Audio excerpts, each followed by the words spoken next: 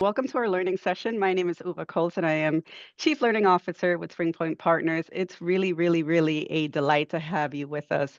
One of our speakers, Peter, was asking a little bit earlier when we gathered in this way. The last time was in the spring. We took a bit of a break for the summer, and we are back with our fall session. Um, Again, my name is Uva Coates, Chief Learning Officer. As a reminder, one last thing, just logistics. The session is being recorded. I have to say that a few times just so that everyone on the call recognizes that. I think you will have a button that enables you to continue with the session. To our partners, hello. And to our new friends, if you are unfamiliar with us, we are Spring Point Partners, a social impact organization. We are rooted here in Philadelphia and honored to invest in the leadership of thoughtful, diverse, human centered waymakers aligned with our priority areas. Our agenda for this session will be as simple as it is interactive. I am going to introduce you to our speakers and our facilitator. They'll each spend about 15 to 20 minutes sharing their respective learnings with you. And then at the very end of that, they will be in conversation with each other and with you to address any of your pressing questions. But we really want this to be more conversation, less a presentation. It's the Spring Point way. And so along the way, we really encourage you to include your questions in the chat and our speakers. I'll monitor and I'll make sure that our speakers see some of your thoughts, your remarks. We'll just try to pepper them right throughout the conversation so that we don't have to wait until the very end. So please, if you have thoughts, make sure you capture them, put them in the chat so that we can have your voice included in this conversation. Our topic for today, as you know, is good governance in times of leadership transitions. To gauge how we're feeling about this conversation, I'd love for you to share your most pressing questions as you think about leadership transitions. Even now, you can put them in the chat. If you already know you have this thing that you really want to make sure at the end of this session you have that address, feel free to put that in the chat. And if you're still thinking through it and need more context, that's okay as well. But maybe you can just let us know what comes to mind, maybe a word or two, and what comes to mind as you think about leadership transitions. If any thoughts come to mind, any words come to mind, and you want to share those, we'd love that. Just so we can know who's in the room and how you are feeling and thinking about the work we are doing. When we think and talk about leadership transitions, and we've had many of these conversations, quite a few things come to mind for a number of people, and I think emotions can really range as well. Some of us have these complicated feelings with change, and we see it as a time of uncertainty. Others might see change as a time of necessary and welcome renewal, and sometimes they're both, right? Change can be both. Ginny Rometty is credited with saying that growth and comfort do not coexist. Her words are good reminders that change, that transitions often elicit discomfort, but if handled well, can lead to necessary growth. So, to walk us through these nuanced feelings and processes, we have three amazing practitioners. Our first two speakers will share their learnings and even maybe learning through mistakes as they navigated their own leadership transitions. And then our third speaker will share some of the tools you can use to navigate your organizational transitions with a governance lens as well. All three bios will be, if they're not already, in the chat, so you can learn all about them in greater detail there. But I'll just highlight a few things before I turn it over to them. Our first speaker will be Markita Morris-Louis, Esquire. She's Chief Executive Officer at Compass Working Capital. Many of you may remember Markita from an earlier session on founder transitions, where Markita shared the process, the tools, and the experiences of being an internal candidate tapped for the role, and the thoughtful process that she and the founder of the organization and the board engaged in to make the transition not just effective, but from what we can see, transformational. Markita thinks deeply and endlessly about equity, about shifting narrative, and about asset building as a pathway out of poverty. Key to her work is a commitment to people centered organizational practice and governance. Our second speaker is Peter Gonzalez, Esquire. He is a social entrepreneur and board chair of the Merchants Fund. Peter recently transitioned from his role as CEO of the Welcoming Center for New Pennsylvania's. Full disclosure, I had the honor of serving on his board. As a founding member of one organization, as a founding board member of one organization and as the chair of the board of an organization with over 170 years of impact. Peter will share some of the strategies he employs on those boards and on others, depending on their maturity cycle. There's a distinction there, and so we'll delve into some of that. Peter, I'm happy to share, thinks profoundly about founders, about immigrant-owned businesses, and about the importance of remembering human beings at the center of every organizational decision we make. And then finally, because it just gets better with this panel, we have Portia Fullard. She's principal of MOV Solutions. She's a consultant with over 15 years of cross-sector experience, including nonprofit, education, and government. Portia is adept at both organizational development and strategic planning and brings this lens not only to the session, but to the work she does with clients. Portia thinks critically about resources and about building bridges between people and effective organizational practice. Here is a spoiler alert as I get ready to turn this over to our speakers. We are not going to have enough time for this conversation. I know that in advance. We had a prep call, we knew it, but this is the time we have. So the good news is the time we do have with them will be time really well spent. And there's always time, there's always room for another conversation and another session. So when you fill out those surveys, if you want to learn more, let us know, and we will absolutely take care of that for you. For now, let's just get started. I am going to turn it over with a huge thank you to Markita. Markita. Good afternoon, everyone. And I return that thank you, Ova. I appreciate you and I appreciate everyone at Spring Point for giving us the space to have this conversation. So as Uva mentioned, I'm with Compass Working Capital, and I'd be remiss if I didn't tell you a little bit more about what we do. We all know that we all need assets to move beyond survival and toward thriving, so we can invest in our future, we can move our families forward. But for families with low incomes, the opportunity to build assets is often out of reach, and at Compass, we want to change that. So our work is ending asset poverty for families with low incomes and narrowing the racial and gender wealth divides. And our mission is to partner with families as they build assets as a pathway out of poverty. And we have a particular focus on working with families led by Black and/or Latino women. And to achieve our mission, we operate client-centered savings and financial coaching programs. We provide technical assistance to other practitioners, and we shape policy solutions that hold up barriers for families to build assets. So in my leadership journey, my founder had been 17 years on a job running Compass. And we actually met 3 years before and had planned to partner with one another while I was in a role at another organization altogether. And that process really brought us close together, allowed us to see each other at work and get a front row seat into, how we could work together.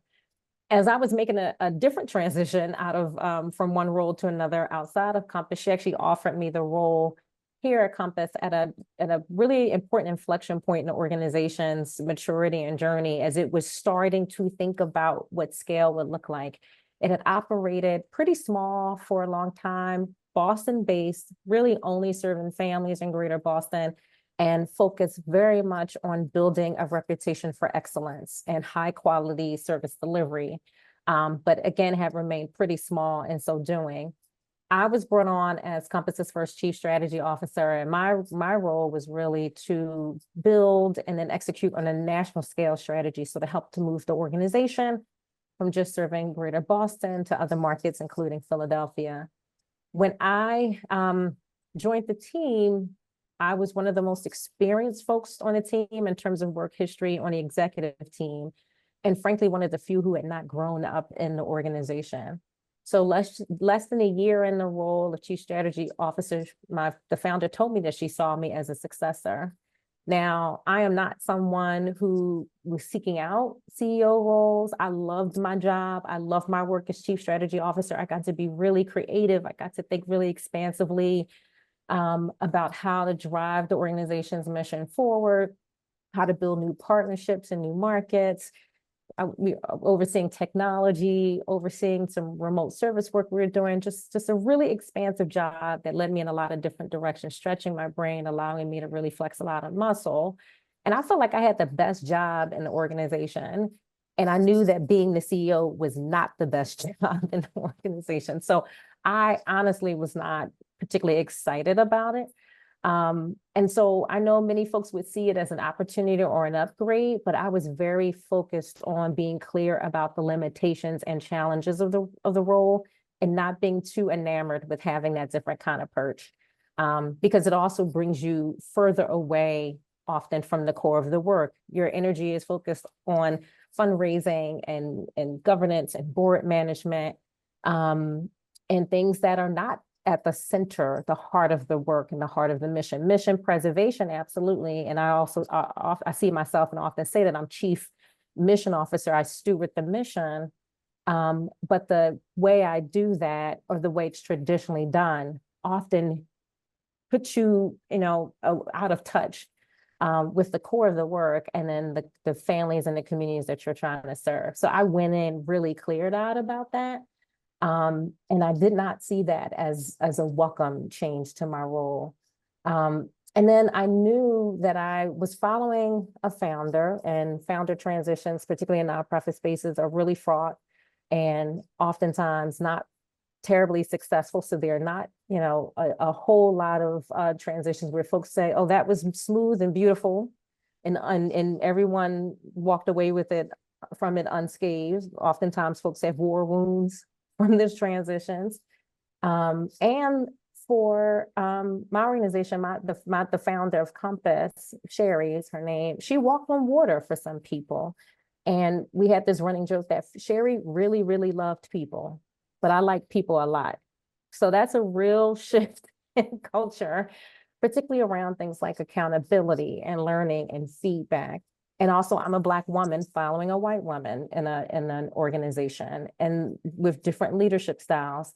So I was also very clear that how that might show up and be experienced by different people within the organization, notwithstanding it was majority people of color organization, in terms of representation at the staff level, also on the board, but often our funders didn't reflect, both individual funders and institutional funders didn't reflect who we were and who we were serving. So I had to be clear about that as well. And then I also had lived experience of a lot of the families that we were serving, lived experience of poverty and benefits receipts. So that these are just different life experience and different ways that my identity might show up different from the founder. So I think for me, in terms of our preparation for the transition, it was about being on offense and defense at the same time. And what I mean by that is we had to tell our story very clearly, very directly, while getting others to accept that our truth was the only truth. Because oftentimes people read in the absence of information, or even the information you share, they reinterpret it or reimagine it. So we had to be really clear that our truth was the only truth to be told. And then we had to navigate the balance of both celebrating the founder while acknowledging why I was brought to the table, right? That she was the leader necessary and crucial to the organization having the success that it had for its first 17 years. And I was the leader necessary and crucial for taking the organization to its next chapter, the next leg of its journey. And that both things could be true, and we could hold space for those things to be true at the same time and not engage in any competition. So unfortunately, other folks want to say, well, she was that and you were this. And we were very clear out in saying that we are what we are. And there's space for us to both serve this organization in the ways we need to serve it and in our different points in time. Some of the principles that we really grounded the transition in, and we talked a lot about this before we, began even communicating it out to the public, or even, internally, is just radical honesty, and frankly, love. And the piece about radical honesty was just she and I sharing what we were feeling at different points in time, very clearly, transparently, and listening without ego, allowing ourselves to be vulnerable as we move through this moment, allowing her to experience grief, right? Like that's a natural feeling, to be leaving something that you have built, even when you know it's the right time to go. So I had to give her space for that. And then she had to give me space to find my own way, name things that I might want to change, identify how I would show up as a leader. And so for me, and our conversations were really centered around radical honesty. And I was very fortunate in my process to have a partner in my transition who was committed to my success even more than her own legacy. And I know that that is very rare. One of the things that was also really important to us is that in conversation with the board, since I was a staff member, I saw myself as a known quantity, but there were still ways that they needed to feel comfortable with me kind of being the head cheese where the buck stopped.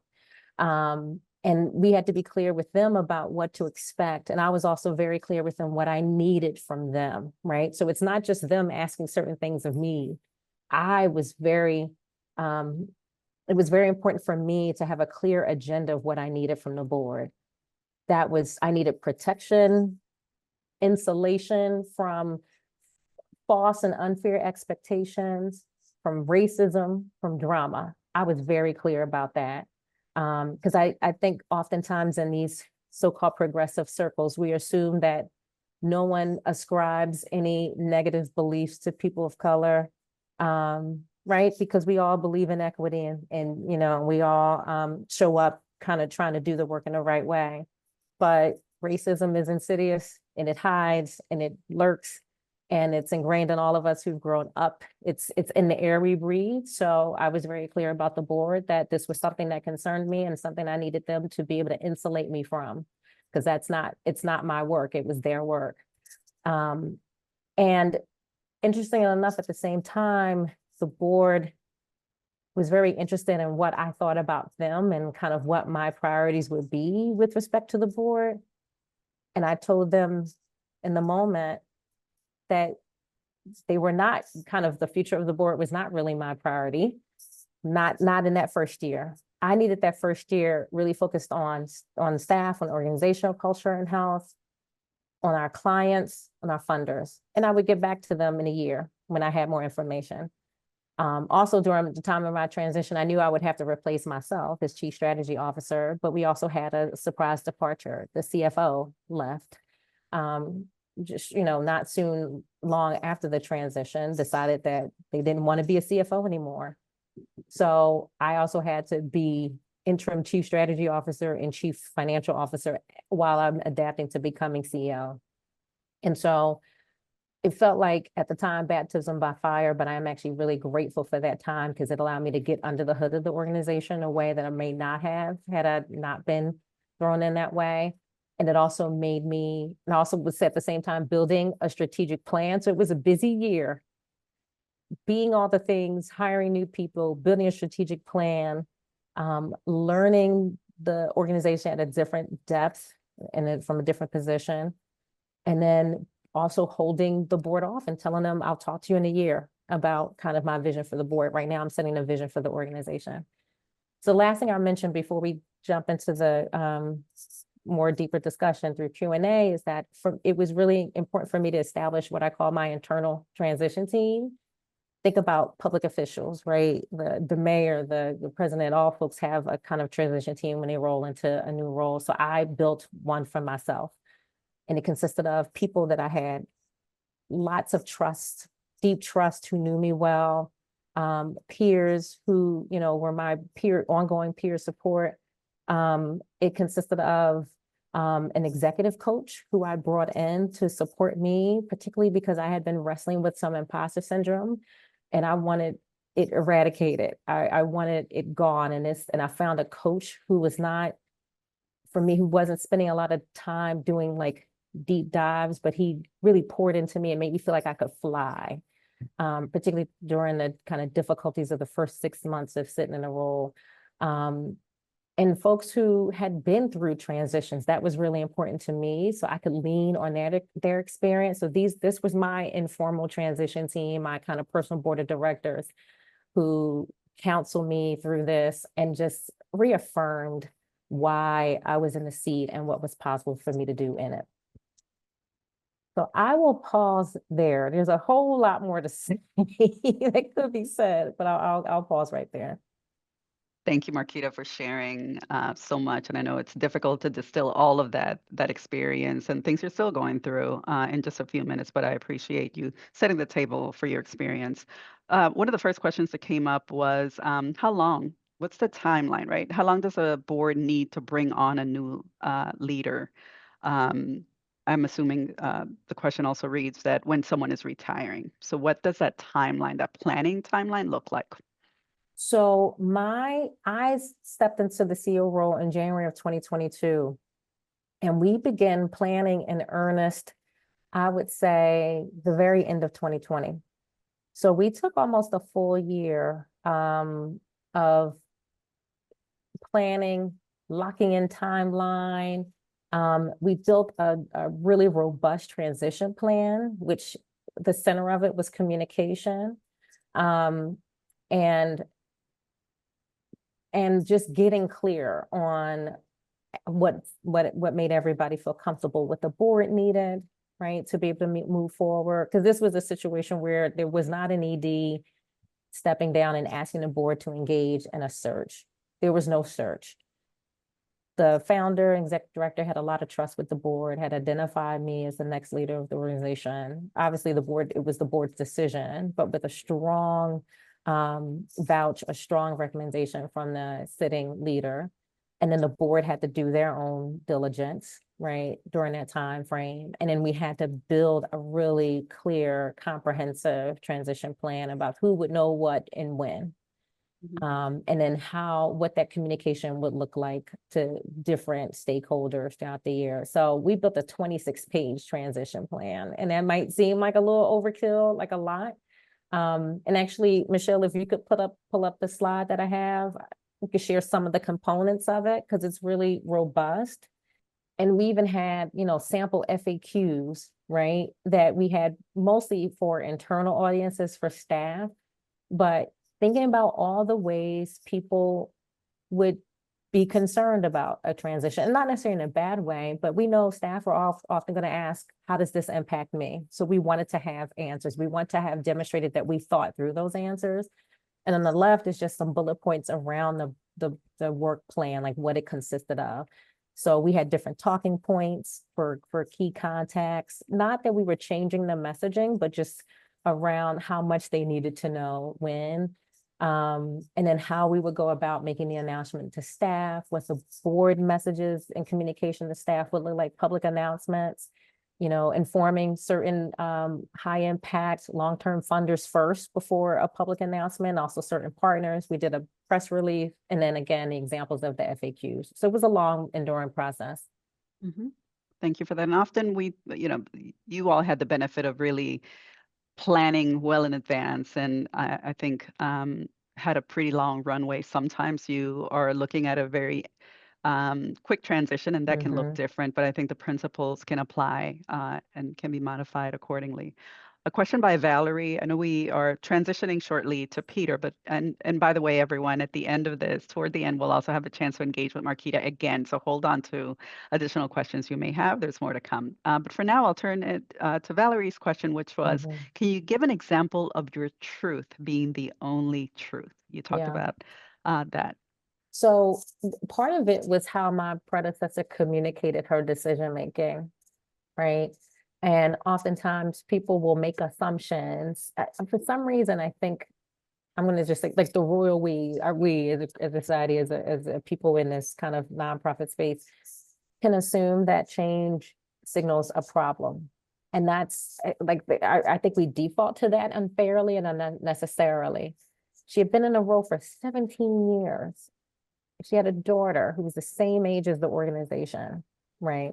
And so, and we need to expect more change, frankly, in a lot of our institutions, and it's a lack of change that has starved innovation from a lot of institutions. So we were signaling that this was a welcome change, not that she had to leave, not that she was pressured to do so, that this was her decision very personal, very deep, introspective decision. And it was also primed by the fact that she had identified someone who she felt like she could step in the shoes and take the organization in the next direction. The language we use over and over is that Sherry stepped down so I could step up. And so we were very clear that that was the truth. And even notwithstanding the clarity with which we delivered the messaging, there were some folks who would ask her, no, what really happened? Or try to ask me, no, what really happened? And so being clear that our truth was the only truth was just reaffirming it, not, having various messages out in the street. There was one message. That was it. One very clear and direct message that Sherry had identified someone who she felt she could take the organization on the next steps in this journey.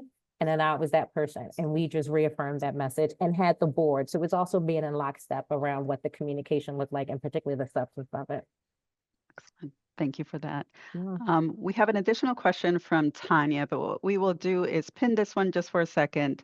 Tanya, we'll come back to your question on the balance of our programming to give you an opportunity to ask it more directly, and we'll prioritize that question at that point. At this point, a huge thank you to you, Markita. We know you're not going anywhere, but thank you for everything you've shared thus far. And I am going to, let's hand it off to Peter with his own reflections and insights. Peter. Yeah. Thank you, Uva, and thank you, Markita. Hello, everybody. My name is Peter Gonzalez. I am joining you from Philadelphia, Pennsylvania. And a little bit about myself. I grew up just outside the city in a pretty big family. And I had a pretty close relationship with my grandparents, who were immigrants. They were entrepreneurs, and they ran a restaurant, helped pay for my education and provide opportunities that they didn't have. I took advantage of, and I was able to, after getting my college education, work abroad, and I spent some time in Eastern Europe and in South Korea, and a few years in Washington, D.C. Really focused on international development. That was my interest.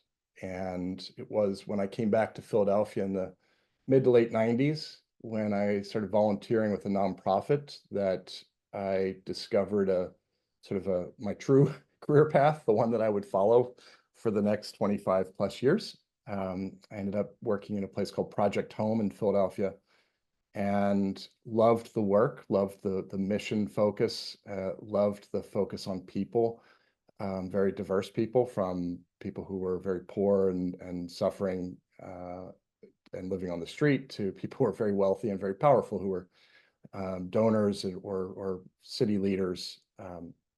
And I got to work with all of them and discovered that ultimately is my real passion. And I love how you put it, Markita. I'm probably one of those people that just loves people, and maybe to a fault, some would say, because I genuinely find this connection with people as sort of the most important thing that I experience in my work. And it doesn't always lead to the best outcomes, for sure, but oftentimes it does. So I progressed through working 7 years in a nonprofit while going to law school at night at Temple University for a few years, 4 years, and found my way into being a lawyer for the city of Philadelphia, and then realized I missed the mission. I missed this work of working towards social justice, towards helping people directly, and I found my way into an immigration law practice that I started with a sister-in-law who was from Guatemala. And my initial work was with people who were farm workers or working in chicken factories. And I loved being a lawyer and meeting people where they were, either in their homes or where they worked, in the basement of their churches. And I did that for many years until I joined the board of the Welcoming Center. And it was probably my fourth board that I had joined by this point. As a lawyer, you're often identified as a candidate for boards. People always want a lawyer on their boards. But in my case, I was an immigration lawyer. And the organization was focused on welcoming and connecting immigrants in our region in Philadelphia to job opportunities, or helping them improve their language skills, build their social networks, or start and grow businesses. And I completely fell in love with the organization. And it was at the very first board meeting I remember in 2011 that I attended, and I heard the founder of the organization sort of stand up at a board meeting and describe the mission and how the Welcoming Center was different from the other organizations that focus on supporting immigrant and refugee populations, and that we view immigrants as assets. And that really felt like a bell ringing in my head for, the next, I remember the ride home, the train ride home from that first board meeting, and it still is with me. Just the notion that humans that are here in our city, in our region, are bringing with them the same sort of grit, but real optimism and ambition and individuality that my grandparents brought with them. And it just struck a chord. And I started finding myself leaving my law practice during the day and visiting the Welcoming Center to learn more. I wanted to find out how I could get involved, how I could be more supportive, how I could help the participants in the programs. And it didn't take long for me to discover that the founder had been eager to transition herself out of her role. She'd founded the organization and had been there for 9 years. And we formed a very good working relationship, me as a board member and she as the CEO. And a couple of months after I started as a board member, she asked if I'd apply for the CEO role that she wanted to leave. And she had in fact been trying to figure out a way for about 2 years to get the attention of the board at the time to help her make that transition. And I had the opportunity then to take over from a founder. And it was a great privilege. Certainly, I felt like it was a great honor. It was a lot of excitement.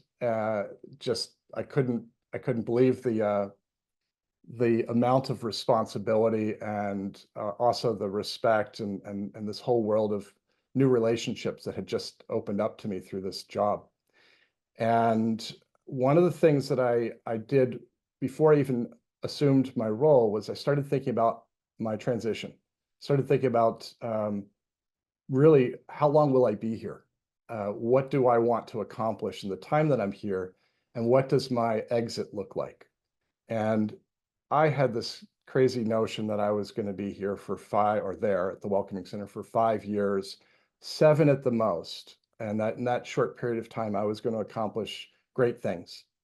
Then I started working at the Welcoming Center, and the founder was invited to join the board. And my first reaction to all of that was, this is great. It's very helpful actually to have the board member so close, because she knew everything. She knew where the money came from and where it went, and all the personalities and the just everything that I would have to absorb in my role. I saw it initially as a great asset, and then over time I started to notice a few things that I think are worth sharing, and that I would encourage as people are thinking about transitions, that having a founder sitting on the board after they leave their role is not a best practice. I didn't know that at first. I learned that through experience, and then of course I learned it later as I was invited to this program at the Harvard Business School, where they teach a course on the strategic perspectives on nonprofit management. And sure enough, in one entire chapter is dedicated to that issue of founders moving on to boards. So it turns out it's sort of not a best practice, and for a few reasons. In as much as I respect and admire the founder, what I was not prepared for was the reticence of the existing staff to adjust to some of the changes that would come, cultural changes, maybe some strategic initiatives that were new, programmatic changes. While some of it might have seemed exciting, there were times where it was also a challenge for some people to adapt to that change. There was also a struggle, I think, with the board, frankly. At the time, the board that I joined, I think, saw me as adding diversity, believe it or not, to the board. I have a Spanish surname, and when I joined the board reflected the founder, who happened to be an Irish immigrant, and most of the board members were older white Irish Americans or Irish immigrants themselves, which makes sense when you are starting a board from scratch, that they might be people that you know and they're in your inner circle. But as I arrived, I saw that was something I wanted to really help transition, that I thought that the strength of this organization would be in how we reflect the participants in the community that we're serving. And so over the course of the 11 years that I was there, one of the things that I feel most proud of is developing a participant advisory council that was intentional recruitment of our participants who wanted to learn more than just how to find a job or how to build a business, how to improve their English, but how to actually engage with and be part of and contribute to the mission of the Welcoming Center. That Participant Advisory Council became essentially a pool of candidates for hiring for our staff, and they became potential board members as well. And when we were recruiting both for staff or board, now the organization would look first at the Participant Advisory Council as a way of both practicing what we preach, but also recognizing the strength and value of diverse perspectives. And who better than the folks that have come through the organization's programming in the first place. So that's my intro. I want to share a bit about my work. I've served on a lot of boards, and I'm currently serving on quite a few at the moment. One that has been around for 170 years. The Merchants Fund was just celebrated our 170th anniversary. A lot of people probably aren't familiar with it, even though it's been around for so long. In the past 20 years or so, the charter changed, and we started providing grants and coaching and capital to small businesses in the Philadelphia, in the city. The other boards I sit on include Green Line Access Capital, which was founded 3 years ago now by an immigrant from the Dominican Republic, a woman named Kirsi Azulcar. And we also are focused on providing capital and support to micro businesses in the city. Another nonprofit that we just started this past year is called World Upstart Impact, which is also founded by a couple of immigrant women from different countries, but the focus on supporting founders in the life sciences space, particularly women, BIPOC, immigrant, LGBTQ founders that really make up only about 3% of the founders in that space, and helping support their growth. And then the last one is the Philanthropy Network of Greater Philadelphia, which I joined in December of 22. About 3 months after a new CEO was hired. And during the course of my first year on the board, there was incredible transition happening, both at the board level and at the staff level, including the CEO coming in and then out of the organization. So I have a lot of things that I've learned through that. And I'm happy to share any questions that people may have. I'm not sure, I haven't been able to check the chat. Sure. Yep. Sure, we were monitoring. If you have any questions, please, that would be a great time to add those to the chat, or you can even raise a digital hand or a real hand, and we would love to have your voice in the conversation as well. Peter, thanks for describing what it was like for you to enter that space, also from a founder, which has its own nuance and the best practices.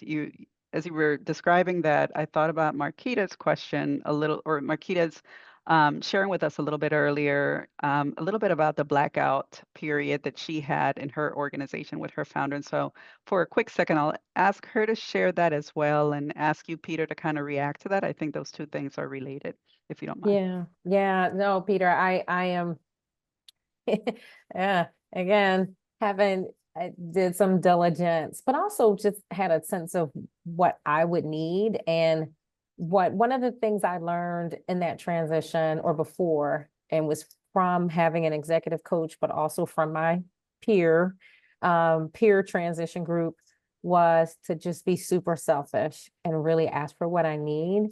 And what I felt like I need was a little bit of space and some distance. So I asked the founder to not be part of the board, to not interact with anyone on staff for at least a year. And that to me proved to be very essential, and it was an essential ask. I needed just space to find my own way. She was available to me if I had questions for support, but only to me. And we named that up front, that she kind of had a role of a special advisor to me, but only to me, not in no engagement with the board whatsoever, and no engagement with staff. And so that helped me just feel like I could operate in my own space. The cloud of the founder is going to hang over your head. You don't also need them present. You don't need both the cloud over, covering you, and the shadow behind you, and them in your face, and then being accountable to them as your boss. That's way too much. And I know that in some for-profit settings, that is sometimes the norm, where a founder or a past leader then transitions onto the board. But for me, and I'm not going to speak as a generalization around nonprofit best practice, but just for me, that was not helpful for me. It was helpful to have that blackout. And then she later joined the board, and actually is now my board chair. And at a point where I feel very established in my seat and in my leadership, I feel, we're operating in a strategic plan that I built and my team is executing on. So now she's really providing like strategic guidance and keeps the board at the right altitude, because she understands the work at a level that other board members don't. So that blackout period was absolutely crucial. Thank you, Markita. And I wish you had the benefit of something like that, Peter. Yeah, me too. I was thinking about both the transition into the organization and my transition out, and how my response to the transition in certainly informed my my approach to my exit. And I want to be really clear, like the founders, we continue to have a wonderful relationship, very important person in my life and in the organization's life. But it really took a long time to move the board to where it needed to go. And the board wasn't really paying attention to term limits, or really actively engaged in fundraising, or any of the things that were needed. So that was the first work that I had to really undertake, was transitioning the board.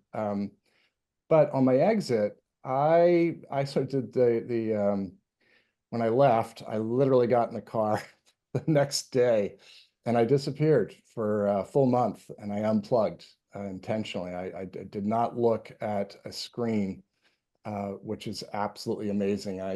Not many people get a chance to do this, but I'm very fortunate. My wife maintained the screens and would monitor if I needed to communicate with somebody for some reason. She would let me know, and I would either write something down on paper, or I just tell her. But it really helped my brain and my well-being, which I desperately needed. I didn't, COVID was horrible. Anybody during COVID, let alone trying to manage a nonprofit organization, you tend not to take care of yourself because you're so busy taking care of everybody else, and it caught up with me. Peter, good insights. I'm going to pause there for a second, and before we bring Portia in, Tanya, if you don't mind unmuting, you had a question a little bit earlier that I think, Peter, you may be able to touch on that might be helpful to Tanya. Me? So, yes. Oh, thank you. Thank you so much for for letting me ask the question, and I wanted to open it up to anyone, but Peter, certainly, if you have the expertise. I was recently appointed to a nonprofit board, but this was shortly after our ED was hired. So a lot of changes have been happening since then. Like, we've been involved with hiring strategic planning consultants, and we're going through that. The staff has also been going through a lot of changes. I'm a very engaged board member. I'm also on the governance committee. So one of the things I've been keeping in the back of my mind was the ED's performance evaluation. And I'm trying to take a fair and objective approach because she's come in under a lot of changes. I've come in as these changes are taking place. What are some criteria or what is some advice that you might have around things that I should be keeping in the back of my mind once we prepare for this performance evaluation, as this ED would have now been appointed for about 2 years? That's a great question, and very smart to join the governance committee. I think the two committees I would recommend to anybody if you're joining a board is get on that governance committee or get on the finance committee. That's where all the action is. So regarding I'm going through this right now with one of the boards I'm on, is the evaluation of the ED and also updating the job description and making sure that the job description reflects what the organization needs, regardless of who's in it. And that's sort of a tool for transition planning, that you have an up-to-date job description that reflects what's expected broadly. When it comes to the evaluation of the ED, people do it differently in different organizations, and it's typically the way I've seen it done at the Welcoming Center. In my experience there as the recipient of the evaluation would be that there's a small committee. Sometimes it's 2 people, sometimes it's 1 person that takes on the responsibility of developing the evaluation tool and then circulating it amongst all the board members. I'm on a board now where there are several of us involved in developing the tool, updating it, circulating it, both to the ED, but also to all of the board members and to the staff, and if possible, and when possible, to other stakeholders, to get a full sort of range of, if the ED or the CEO of a nonprofit is expected to engage with, support all of these various stakeholders, it's important, I think, to get that feedback from everybody. So designing a tool in partnership with the ED is very helpful, and making sure that you don't miss out on getting feedback and input from other stakeholders beyond the board itself is important. Thank you. Thank you, Peter. Really appreciate your insights. We know you have a lot more to share, and we'll have an opportunity to hear more from you in a minute. But for now, I'm going to turn it over to Portia, who will offer, after working with organizations, some of the more concrete tools that many of you or some of you may be able to use as you're considering these transitions. Portia, the floor is yours. Thank you so much, Uva. It's just a pleasure to be here. Thank you all for sitting with us, having this important conversation. One of the things I enjoy about hearing from people who are actually experiencing their transitions, when I do my notes or provide this context, I'm like, oh, great, I'm on the right track, because a lot of what I'm going to share, I think we've already heard from Peter and Markita, which is always awesome. And so when thinking about best practices for leadership transition, there are absolutely a few key or core concrete directions I like to give, but in my experience and what I've leaned into lately is, number one is the lens of equity. Just starting there, because everything that you implement from there, I really believe needs to come from that lens. And I think that really starts with, at the board level, having that honest conversation about the role equity will play in the leadership transition. When you're thinking about your talent pool, being intentional and identifying diverse candidates, and the why, right? It's not just to have a person of color at the table. There are deep implications of having a diverse candidate pool. Representation matters, right? If you're a nonprofit, you have an audience that you're serving, you have a constituent base, and you really would want to consider having someone who represents that audience as well. That individual being mission aligned. And then one thing that I like to always offer to boards that are experiencing this is life experience. And Peter, you talked about that when you're talking about your connection to the Welcoming Center. There's a very unique connection when there is someone in your leadership. It's great if it's the ED or the CEO, but someone in your leadership has parallel life experience to the mission that your organization is leading. It aligns with representation mattering, and also aligns with mission alignment. When you're talking about your selection process, when you're on the board, being really intentional about identifying your implicit bias. We all have them. And I think that just having these conversations at the forefront as you're preparing for that leadership transition will also inform how you onboard and embrace that leadership through that leader through their transition as well. Recognizing that there will be an organizational shift. How does the organization need to shift to support their new leader from a diversity standpoint, from an innovative standpoint? Two of the things that we just were speaking about with both Peter and Markita is the proximity of founding board members and how that impacts the ability and sometimes inability for the organization to make the necessary shifts to embrace and have that leader feel empowered and invited to really fulfill the role designed for them in their transition. And then the onboarding process, again, as that leader is coming on board, connecting with staff, connecting with board members, being very mindful that if you are transitioning from a white leader to a Black leader or a male leader to a female leader, there are a lot of different factors in that shift of power that exists. No matter our greatest intentions, they are real, they need to be identified, and they need to be accounted for in the process. In a perfect world, succession planning is the number one ideal approach to leadership transition.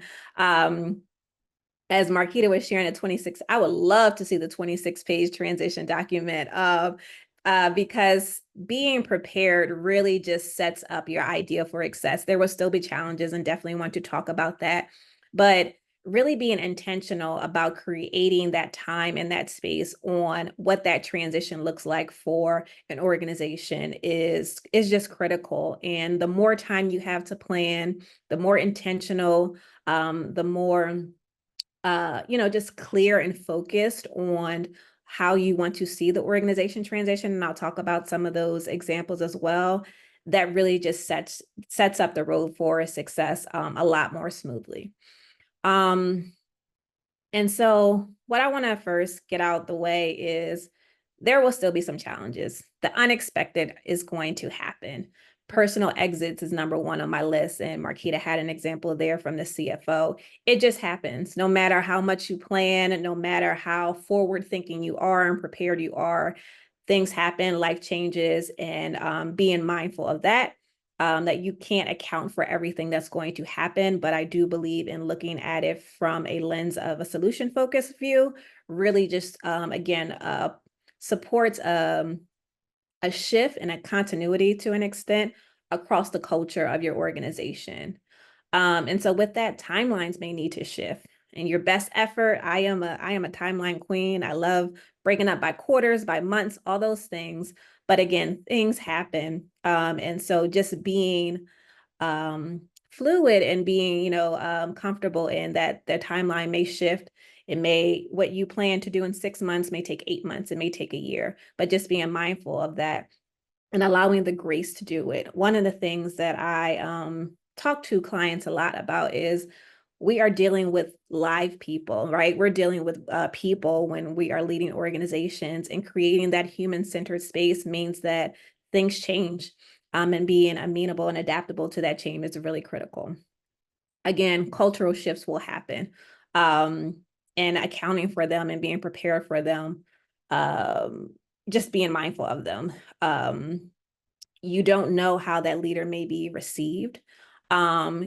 As that leader comes in, and being comfortable and allowing them to lay out how they would like to move the organization forward, there will be shifts culturally, structurally, there will be shifts. And so just creating a space and a grace for and allowing that to happen. So transition into the core effective tools that I have used and have counseled clients on using. When you're starting and deciding, let's just say ideal, 2 years out and you're like, hey, we're ready to start that leadership transition, assess the state of the organization and determine the direction in which where you would like to see the organization go. Is the organization currently meeting the mission and vision as it sees it? If so, how? If not, why not? And just really have a clear understanding of that, because that will really inform, again, the type of leader that you're going to look into and the type of shift that the organization will need to take as a whole. Are we expanding our impact? I believe, Markita, you shared when you came on that growth of Compass, that expansion of the network of the impact was a part of the organization's vision and direction they had that they wanted to move into. And so just being clear about where the organization has a desire to go, I think is really critical, because that will inform the type of leader that you want to consider. And then from there, define the criteria for the leadership role. Once you've decided that, what are the skills needed to support that direction? And just being very intentional and informing that, allowing that to inform the job description. Develop the strategy for bringing on a new leader. What is the role of board members? Are there committees? And what do those committees look like? And again, using that job description and creating that criteria to support the hiring and recruiting of your new leader. Creating that timeline from hiring to onboarding. What does that look like? Again, what does that timeline look like? Being mindful of our time. So, that's something else that I would recommend. The communications plan, again, something else Markita shared. Internal and external communication and messaging is really key. It supports a cohesiveness. It shows continuity, and it really can ease anxiety that exists both from external and internal partners. And then lastly, I say, again, prepare the organization for change. And that goes, again, with the messaging, having a strategic plan about how leadership is coming, about how leadership is about how your new leadership is coming into the organization, and aligning that understanding where you decided that was the organization growing? Is that a part of the new leadership shift? Is the organization expanding? Is that a part of the new leadership? Are we refining? What is that? And just really provide clear framing around that context and that messaging. And then choosing to be successful. There will be shifts, there will be hiccups, accept the learnings and the transitions, and really lean into that from a solution-oriented focus. What worked, and when you're coming to evaluate the leadership transition, what worked, what didn't work. And again, look at that from a solution-focused lens and identifying not necessarily just the problems, but how to best move forward in the challenges and things of that nature. So I'm rushing through a little bit because I want to create and make sure we have time for questions. So I am going to stop there. Thank you for that overview, Portia. Really helpful to think through what those steps can be. Valerie has a really good point in the chat, which is, what do you think the difference is between a very small staffed organization and one with more staff? I think resources and capacity, right? That matters. But I will say, theoretically, and at the core, there are very similar experiences in shifting, no matter a small or large organization. I think the true difference is the capacity to support that transition, more capacity and more resources to support that transition. And probably it'll inform how detailed or dispersed your messaging may have to be. But for me, the staffing is really about the capacity. I don't think core-wise, especially what I share, the recommendations really shifts as far as how to implement, as far as what to implement, but maybe the how will be the core difference. And that would be my response to that question. Excellent. Thank you for that.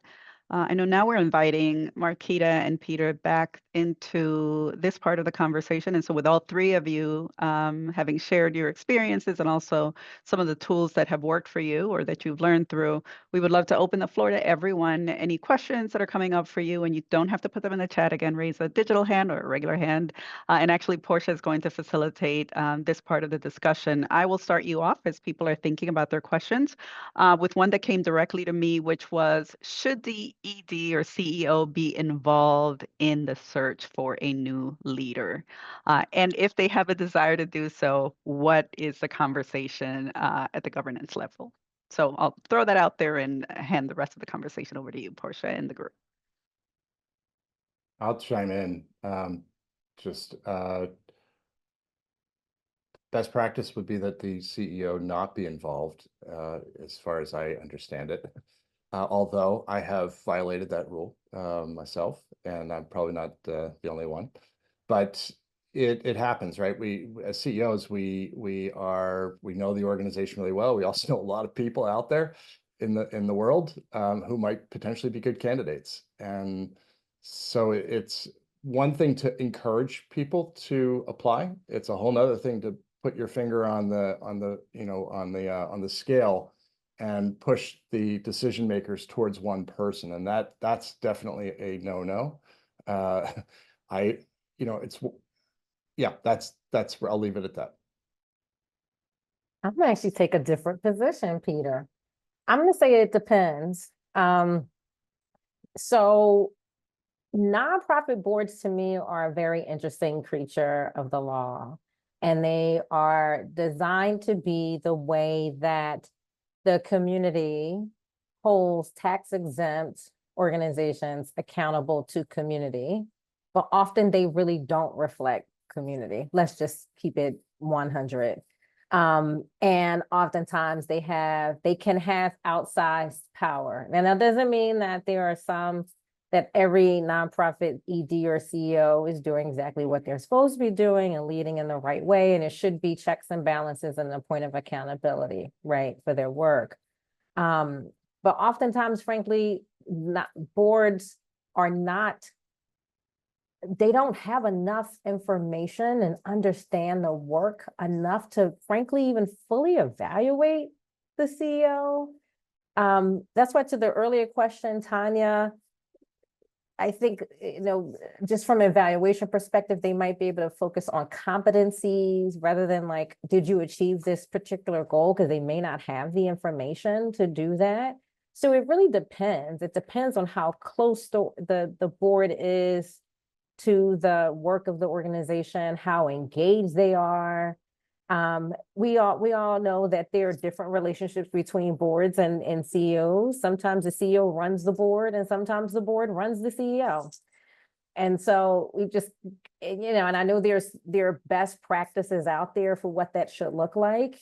I'm also up for challenging some of those so-called best practices, because not all nonprofit boards are really where the point of accountability should lie, unless they are made up primarily, exclusively, or significantly by folks being served by the nonprofit. That is different. That's a different metric, but often they are not, because we see boards as engines of fundraising and also visibility. That's a whole different conversation, Uva, that I may be bringing to the table. So I would say the long and short, it depends on the relationship and the dynamic that's established between the leader and the board. I changed my answer to agree with Markita. Stop it, Peter. Listen, and that doesn't mean I want to be involved in the search for Compass's next CEO. I might have valuable input if I'm leaving of my own accord and I'm on very good terms with the board and the organization has found that I've served it ably, then my input might be seen as valuable and I'd be happy to give it. But I don't have to be part of that. To be clear, like, I don't have to be part of that decision-making or that conversation. If I'm invited to, I would see it as a privilege, but I don't have to be part of it either. Awesome. We have another question in the chat. How can new leaders balance transparency with managing risks, particularly in communication with the board and staff, while maintaining team capacity to embrace and implement change?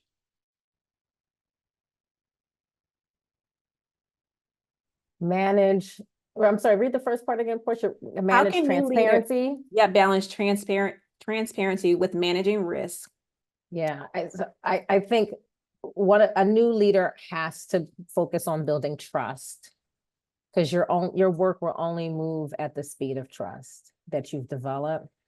And transparency is an aspect of trust. It's a component of building that trust.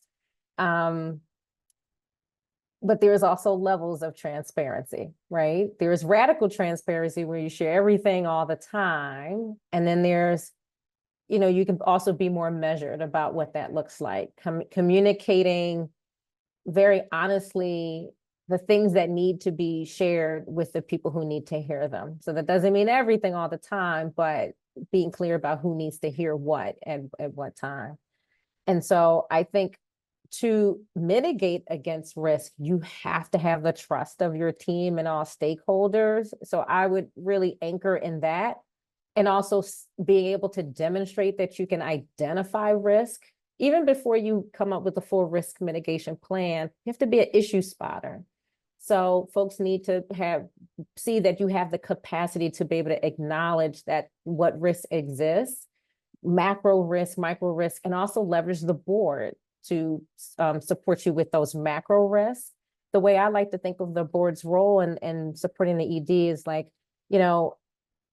my team, my amazing team, my staff, like they're the foot soldiers on the ground, in the weeds, in the woods.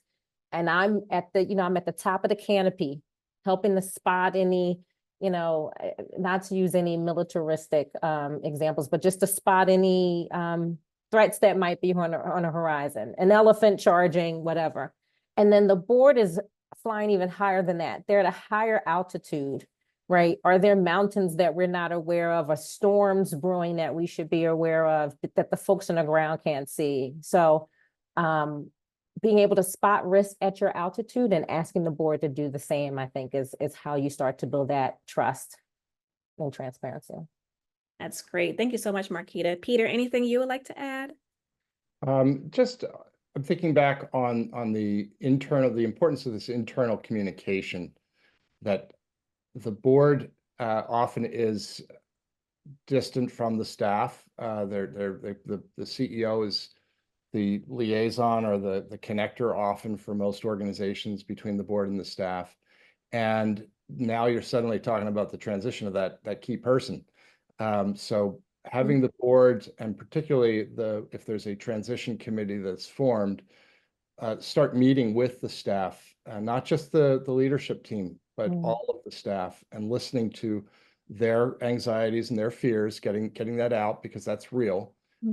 Also, being prepared to address some of the concerns with clear communication, and ultimately coming out of a process that it's not a one-time interaction between the transition team on the board and the staff. It's going to be often months long, and making sure that everybody is on board with that same communication plan, both internally and externally, I think is really important.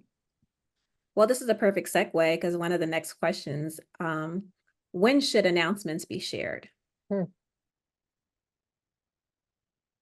Peter, when was your announcement shared, either you starting or exiting? Yeah, I don't remember when the announcement was when I started, but I know when it was shared when I exited.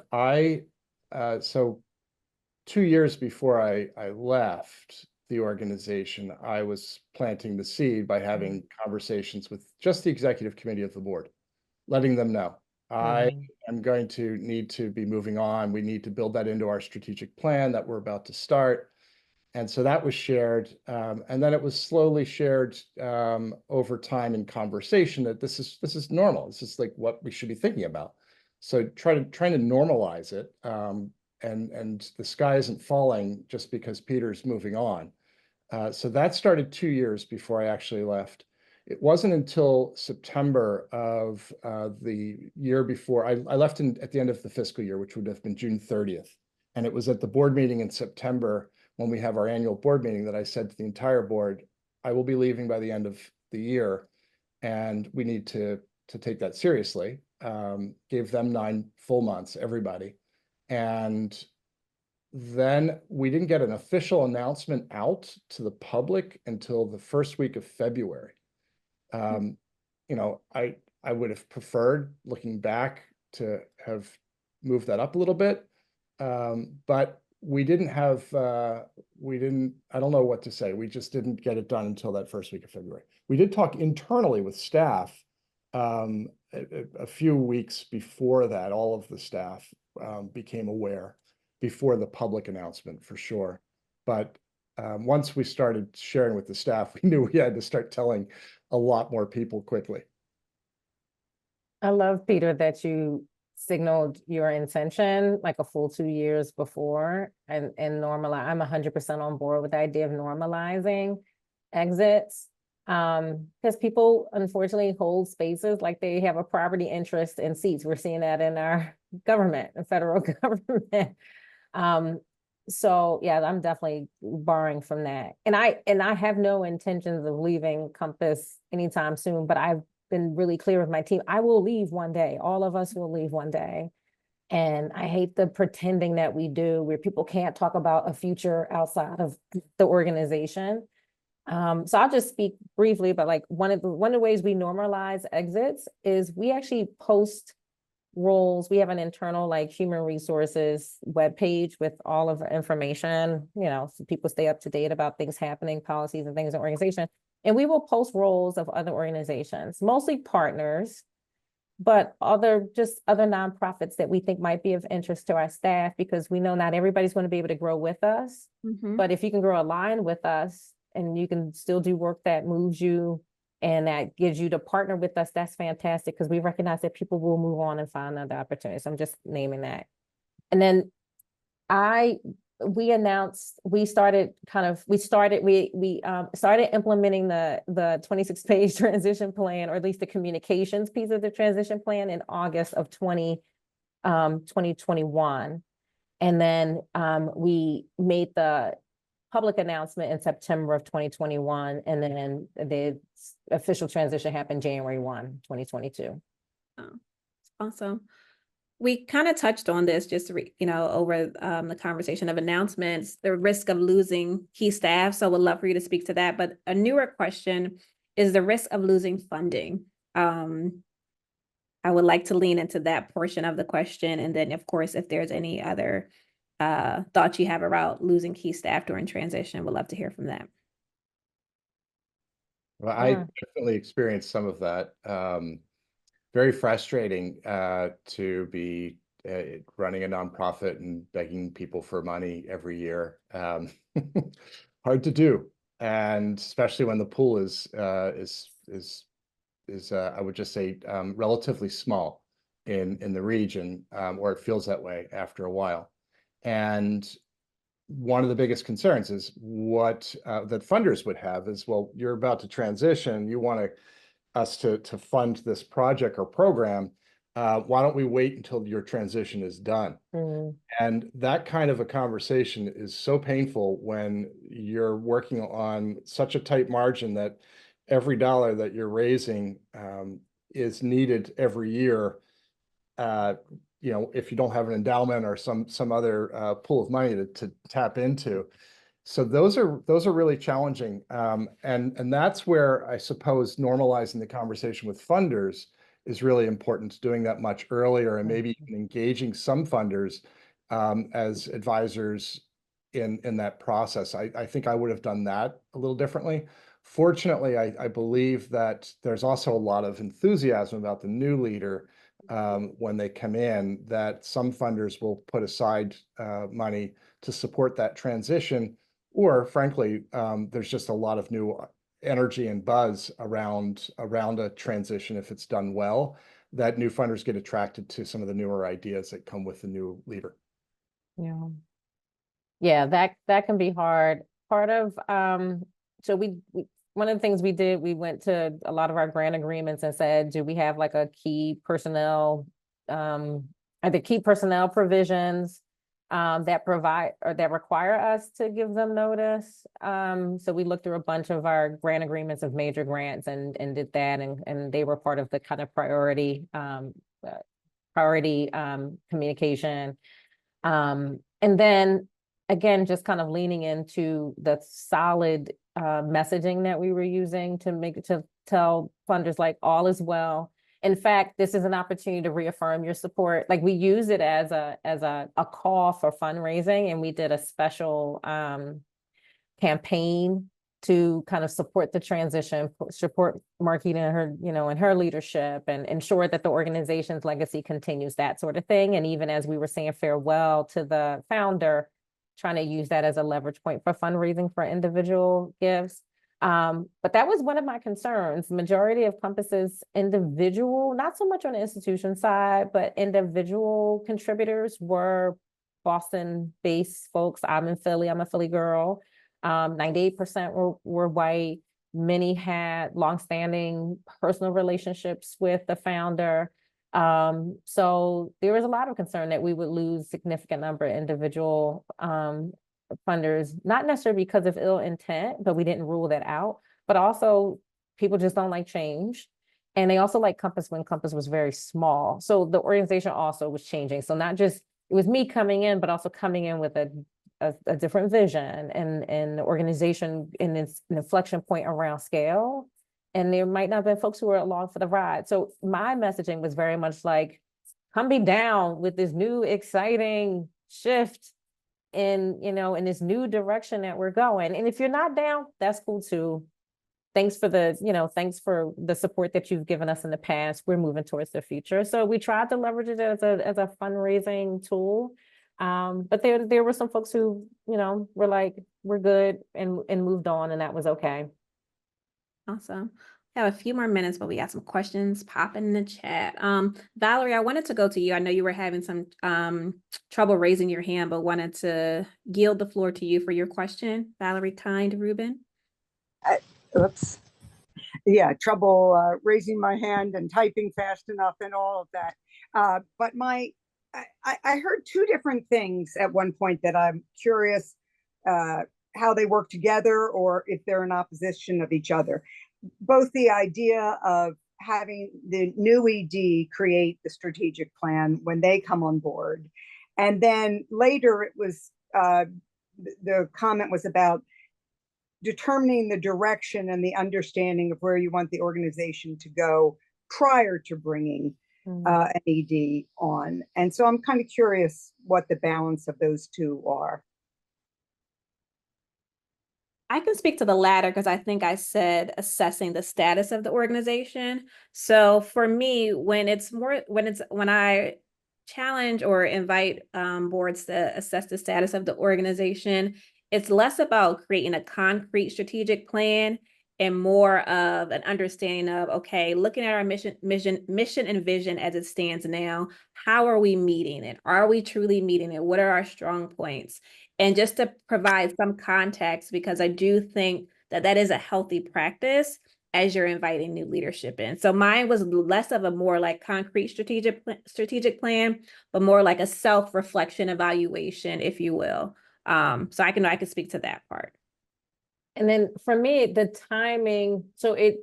timing was such that I was coming into my role in the last 8 months of the then strategic plan. So I had to build a new one in my very first year, really first six to 8 months.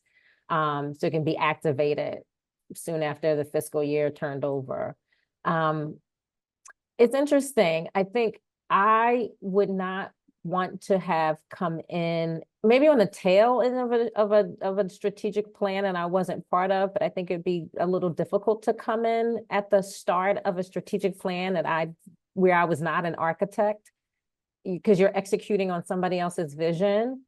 But I think with all strategic plans, at least mine, like there needs to be a pull-up period built into it where you're like, okay, are the assumptions we had at the start of this plan, do they hold true? Does this plan still serve us? So just because it's a plan doesn't also mean it's written in stone. It's nothing sacred. It shouldn't be sacred.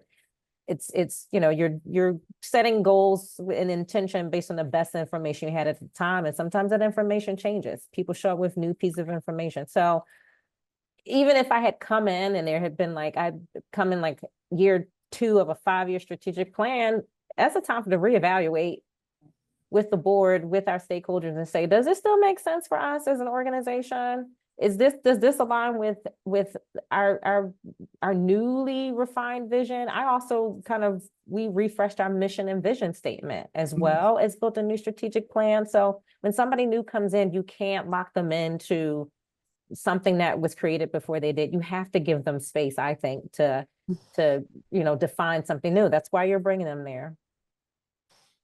Thanks. Yep. So, another question. There have been examples of organizations who have actually shut down operations abruptly, with staff and boards seemingly cut off guard. What steps can orgs and boards take to prevent these issues? I'll share a few thoughts here. We're talking about transition planning, and so far you've been hearing us talk mostly about our transitions and how they've been planned for, or we've been planning for our exits. But I think a board has a responsibility to, especially thinking about the governance committee on boards, to have a few different scenarios prepared, emergency transitions, planned departures, and more strategic transitions. I think if you think about those three as a governance committee, looking at that, one is it's hard to do. Like these are none of this is easy. But at least you, again, like normalizing the fact that this stuff happens, and then actually putting together and walking through some of the steps that you might need to take if there is an emergency, or if there is an abrupt transition, or if there's something a little bit more you know, drawn out strategically, that there's a shift in the way that the organization wants to go. I don't think I saw a figure somewhere that less than 30% of organizations actually have written transition plans in place, or succession plans. So, you know, here we are talking about it. It's really important that we also take the time to develop them. And I can tell you that that's become a priority for a few of the nonprofit boards that I'm sitting on right now. So, two final questions, I think, if we have time to grab those. Should there be retention plans for key staff?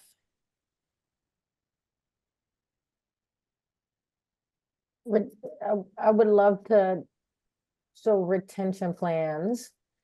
So I think you should be having stay conversations with high performing staff often, right? And being clear that, again, and I also always qualify this with high performance staff. You don't want to retain everybody. And so I don't even like the term retention, because especially like in judging an organization based on its retention, you could keep a lot of people, and a lot of people might not be serving the organization well. So good, like great, 100% retention of folks who are not doing great by your organization. Really focus on identifying high performing, setting standards and identifying high performing staff, and making them feel really valued in the organization, investing in them, whatever that looks like for them, helping them achieve their goals while they're serving the organization's goals, paying people well, you know, compensating people for their work, having really strong benefits. And I need the funding community to hear that. Like, you know, don't ask me about overhead. Don't ask me about, you know, why I'm paying people, you know, competitive salaries. If you want the work done, if you want the impact that we're trying to achieve to happen, I need really good people at the helm to do that, not interns. And frankly, not folks fresh out of college. I need seasoned professionals with life experience and lived experience. Soapbox down. So it's less about like retaining, but definitely we call them stay conversations. So, you know, I have a phenomenal executive team, and we have weekly check-ins, and every once in a while I'm like, I don't wait for it. We do like formal quarterly check-ins and then the annual review. I don't wait for that. Hey, how are you feeling about the work? Like not just like our normal, like go through the list of things. Are you feeling good about, where things are? Are you feeling good about your level of contribution? Do you feel like you're growing as a professional? Do you feel like you're getting everything you need out of this role? And if you ever don't, let's talk about that before you make a decision. So that's one thing I've tried to commit my team to is like, let's be just super open and honest. If you start to have those inklings, communicate them with me, and I will actually support you in making an exit. Because, I don't like surprises. I don't ever want to be, surprised in that way. And I never want somebody to feel like they can't be honest with me and have to give me just 2 weeks notice. Like if you have to exit, let's make sure you can do it gracefully and in a way that serves your interests and needs and those of the organization. I hope I answered the question. You answered it quite well. Thank you, Markita. Thanks, I'm going to Susan. hop in for a second. In the interest of time, I just want to thank all three of you, Portia, Markita, and Peter, for sharing not just your insights, but also, the feelings associated with all of the work that is entailed in these transitions from a governance perspective, and certainly as you are either transitioning in or out of a role. So thank you to all of you for the work you did. Thank you as well for Witty Gritty for supporting us into the Spring Point Partners team, and to all of you who were here. A few reminders as we are closing out, we are at time, but remember quite a few upcoming sessions for Spring Point Partners.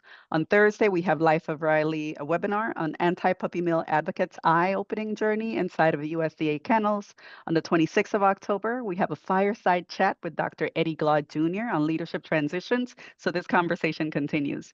In times of conflict, that will be a hybrid event live at the Hive or by Zoom. And then finally, December 11th, we have an exquisite session for you as well, 2 to 3:30, our end of the year fireside chat, also a hybrid session. I can't wait to share with you what that's going to look like. But for now, please hold the date. I think you will be as excited as you are today. As we close out, I'll leave you with a thought by Chelsea Jackson Roberts. Sometimes strength looks like slowing down. In this work of governance and of transition, sometimes our strongest work requires us to slow down long enough to think, to plan, to have clarity of purpose, to think about people. I think that's how we get some coexistence between organizational growth and some semblance of comfort. Markita, Peter, and Portia, I think you gave us a little bit of comfort in recognizing that with planning, even with emergency planning, the work can be done well. Gracias to all of you. Thanks for gifting us a slice of your time today, and have a wonderful afternoon. Thanks, everyone.